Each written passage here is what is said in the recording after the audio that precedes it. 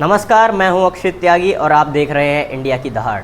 आज की बड़ी खबर, दिल्ली की राजनीति में आया एक बड़ा उलटफेर। राजधानी में मुख्यमंत्री की कुर्सी छोड़ने का ऐलान कर चुके अरविंद केजरीवाल की जगह अब नया नाम आया उभर कर सामने, जो नाम है आतिशी। जी हां, दिल्ली की शिक्षा क्रांति की सूत्रधार और कालकाजी से विधायक आतिशी अब दिल्ली की कमान संभालने जा रही। केजरीवाल ने कथित शराब घोटाले में कई महीनों तक जेल में रहने के बाद रविवार को अचानक इस्तीफे की घोषणा कर दी थी। उन्होंने यह स्पष्ट कर दिया कि वह जब तक मुख्यमंत्री की कुर्सी पर नहीं बैठेंगे, जब तक जनता से ईमानदारी का सर्टिफिकेट नहीं मिल जाता और दोबारा चुनाव जीतकर वापस नहीं आते। लेकिन अब सबसे बड़ा सवाल यह है कि आखिर आतिशी को ही क्यों चुना गया? क्या है उनके पीछे की कहानी और कैसे अरविंद केजरीवाल और मनीष सिसोदिया का भरोसा जीतकर वह इस मुकाम तक पहुंची? आतिशी, जिनका पूरा नाम आतिशी मालेर्ना है, पहली बार 2020 में कालकाजी से विधायक चुनी गई थी, लेकिन उनका काम विधानसभा चुनावों से पहले ही आम आदमी पार्टी में बहुत खास माना जाता था। दिल्ली की शिक्षा नीति को लेकर किए गए उनके प्रयासों ने उन्हें एक अलग पहचान दी। शिक्षा के क्षेत्र में उन्होंने जो सुधार किए,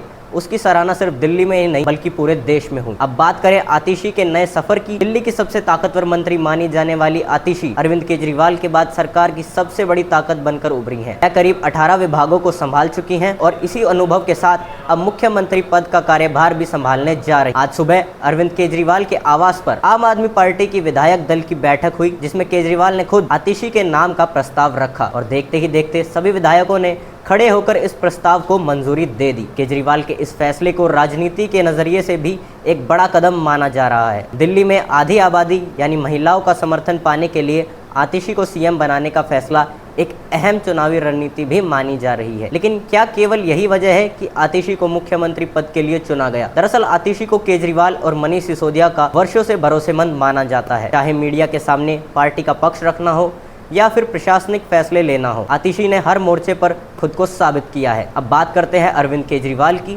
जिनके इस्तीफे की घोषणा ने दिल्ली की राजनीति में हलचल मचा दी थी। 2020 के विधानसभा चुनाव में आम आदमी पार्टी ने 62 सीटें जीतकर लगातार तीसरी बार सरकार बनाई और केजरीवाल ने लगातार तीसरी बार मुख्यमंत्री पद की शपथ ली थी। लेकिन 2021 से 22 में बनी शराब नीति ने पार्टी के लिए मुसीबतें खड़ी कर दी। विवाद ने इतना तूल पकड़ा कि पूर्व डिप्टी सीएम मनीष सिसोदिया, राज्यसभा सांसद संजय सिंह और खुद मुख्यमंत्री अरविंद केजरीवाल को जेल जाना पड़ा। भारतीय जनता पार्टी ने केजरीवाल की गिरफ्तारी के बाद उन पर लगातार इस्तीफे का दबाव बनाया। हालांकि केजरीवाल अड़े रहे कि वह जेल से ही सरकार चलाते रहेंगे, लेकिन सुप्रीम कोर्ट से जमानत मिलने के बाद केजरीवाल ने अचानक इस्तीफे का ऐलान कर दिया, जिससे सभी को चौंका दिया। अब मंगलवार शाम को अरविंद केजरीवाल अपना इस्तीफा एलजी वीके सक्सेना को सौंप देंगे और इसके साथ ही दिल्ली की राजनीति में एक नया अध्याय शुरू होगा।